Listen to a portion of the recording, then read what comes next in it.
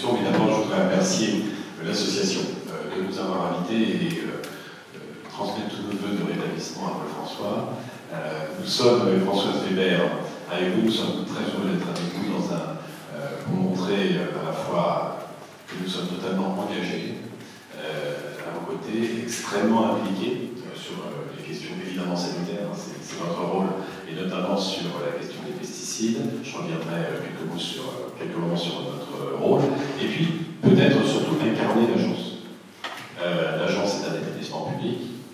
certains d'entre vous la connaissent, centre de chercheurs participent à nos expertises, elle n'est pas connue de tous, elle n'a pas une notoriété spontanée pour chacun de nos concitoyens, et c'est très important de montrer que nous ne sommes pas une administration qui prend des décisions, des recommandations à Paris, mais que, en tant que chercheurs, en tant que médecins, nous sommes totalement impliqués dans les problématiques de sécurité sanitaire et évidemment tout à fait ouverts au dialogue, comme mes collègues de la MSA. C'est pour ça que nous sommes là. Alors, l'agence, en 2 mots, puisque beaucoup d'entre vous la connaissent, mais je sais que certains ne la connaissent pas, c'est un établissement public. Ce n'est pas une administration en tant que telle, c'est une agence sanitaire qui a une mission à la fois de recherche, de production. Alors,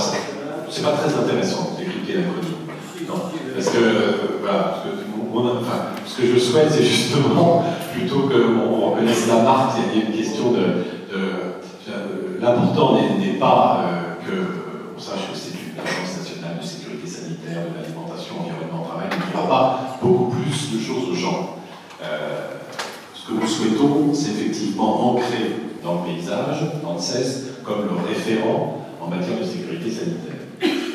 L'ANSES, c'est 1400 personnes, dont 1000 scientifiques qui sont employés à l'agence. C'est 900 experts externes à l'agence, des organismes de recherche, des universitaires, des experts étrangers, qui participent aux expertises de l'agence et qui sont mobilisés dans les expertises, dans les comités d'experts de l'agence, puisque l'agence est fondée en tant qu'agence sanitaire sur 3 piliers. D'abord, la qualité scientifique. Nous sommes une agence d'expertise scientifique.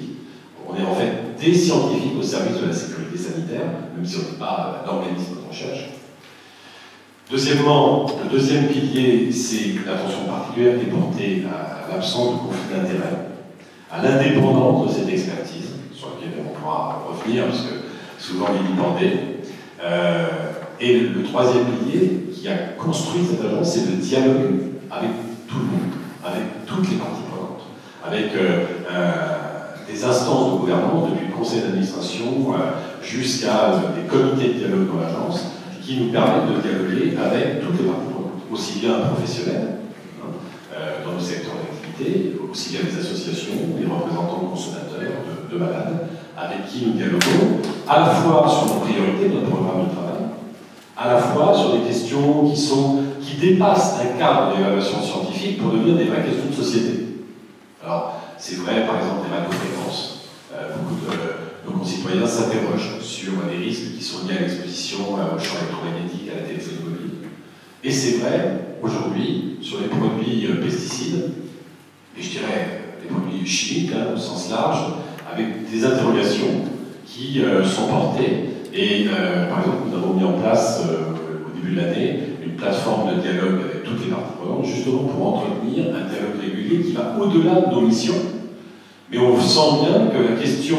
des produits phyto aujourd'hui, c'est pas une question qui se limite à l'impact en matière d'exposition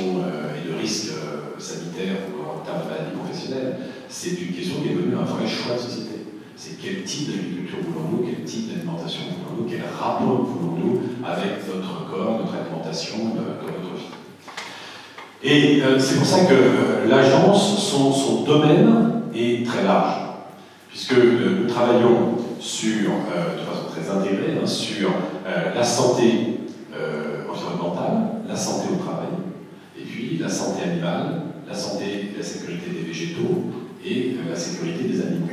De façon très intégrée, puisque finalement, quand on a une crise de contamination des œufs par le fipronil, on a face à nous en fait une fraude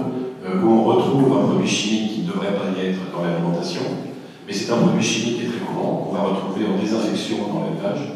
et puis qu'on va retrouver dans les colliers des chiens et des chats, puisque c'est de l'insecticide utilisé dans les colliers anti-poux. Et quand on parle des produits phyto, quand on parle des produits pesticides, moi j'ai comme toujours l'impression qu'on chope le débat qui est pour nous la question de l'exposition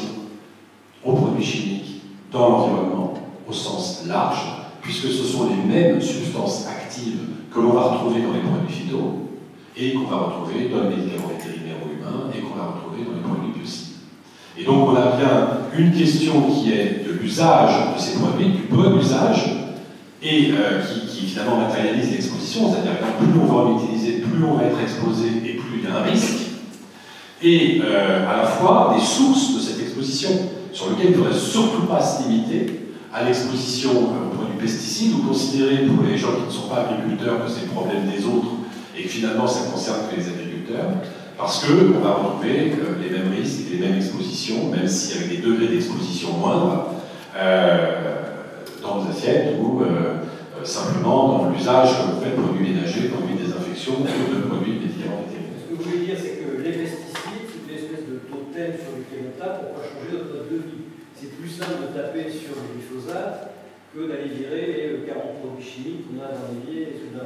Je vous laisse l'expliquer comme ça, mais je pense qu'effectivement, on a une question pour nous, scientifiques, qui est l'exposition globalisée, dans laquelle il est réducteur de focaliser sur la question des produits phyto. Alors, il y a des raisons de focaliser aujourd'hui en termes politiques sur l'usage des phytos,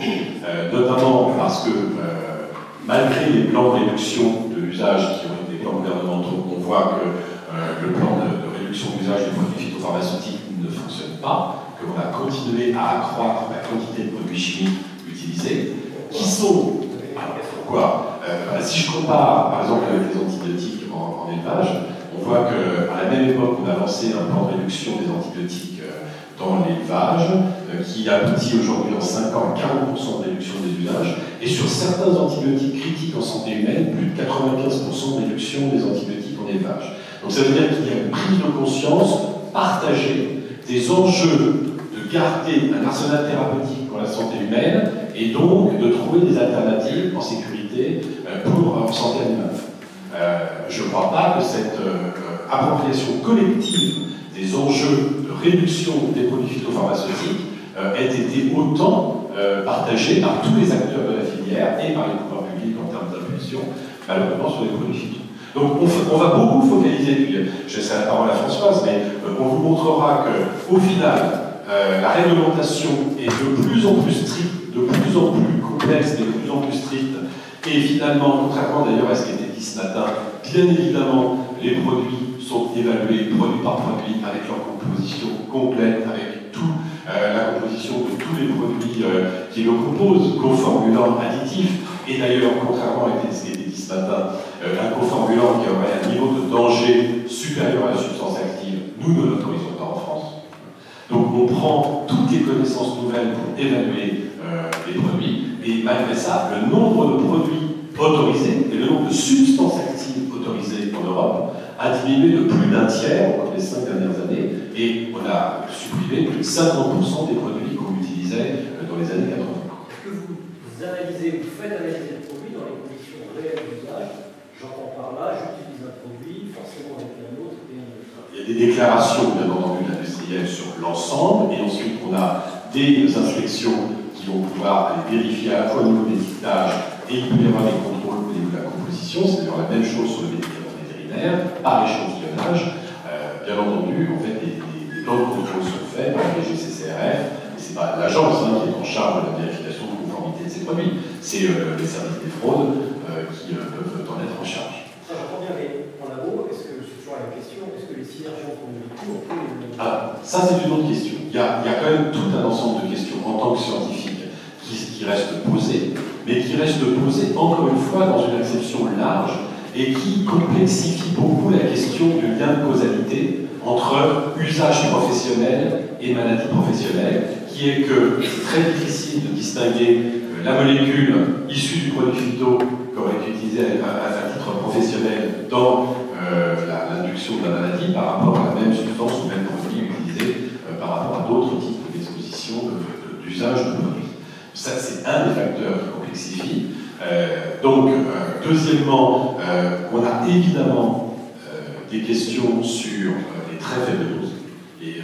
aujourd'hui les traces de produits chimiques. Donc souvent, on parle de glyphosate. On a eu une controverse entre les agences européennes et internationales sur le classement en fait, du glyphosate en termes de cancérogénicité.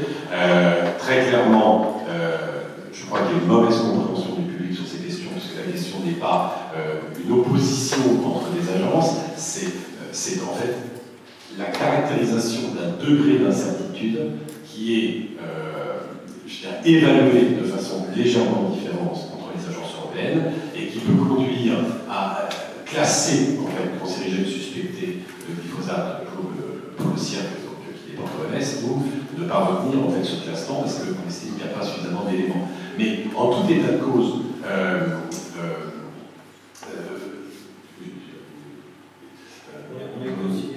voilà.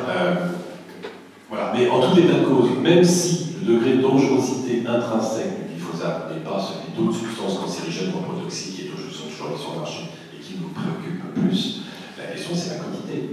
Et aujourd'hui, personne ne peut dire que de répandre en fait, des milliers de tonnes en fait, d'une substance chimique dans l'environnement pendant des dizaines d'années n'aura pas des conséquences à moyen et long terme, à la fois sur les organismes, sur l'environnement et sur les organismes vivants. Donc objectivement, on est extrêmement concerné par l'usage des produits phyto, mais il y a une question de quantité, une question de bon usage de ces produits phytopharmaceutiques. C'est-à-dire que d'une certaine façon, on a besoin, y compris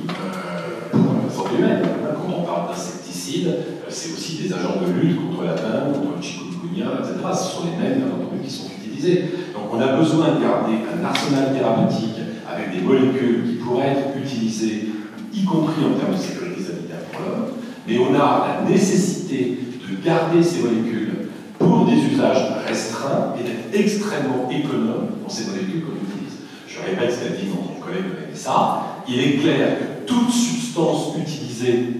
est biologiquement active puisqu'elle est utilisée pour ça. Elle est ou insecticide, ou fongicide, ou bactéricide. Elle est utilisée parce qu'elle tue et qu'elle perturbe un système vivant, qu'il soit végétal, bactérien ou animal, et par construction,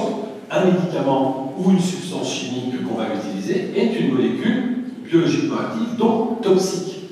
Donc la question est, passons du danger, de l'évaluation du danger intrinsèque de la substance, caractérisons l'exposition et les moyens de protection, et évaluons le risque lié à son utilisation. Et c'est ça, en fait, l'objectif même d'une agence sanitaire comme la nôtre, c'est de caractériser le risque dans des situations de forte incertitude, parce que bien entendu, quand le risque est avéré, on n'interroge pas l'ANSES. Donc, l'objectif même des scientifiques de l'agence, sur tous les domaines, que ce soit des maladies zoonotiques qui ont un potentiel transmissible à l'homme, que ce soit des charges en fait, bactériennes dans le fromage, avec potentiellement un potentiel, je dirais, toxique pour le consommateur de fromage au lait cru, que ce soit un produit chimique qui est utilisé pour la protection des plantes ou en termes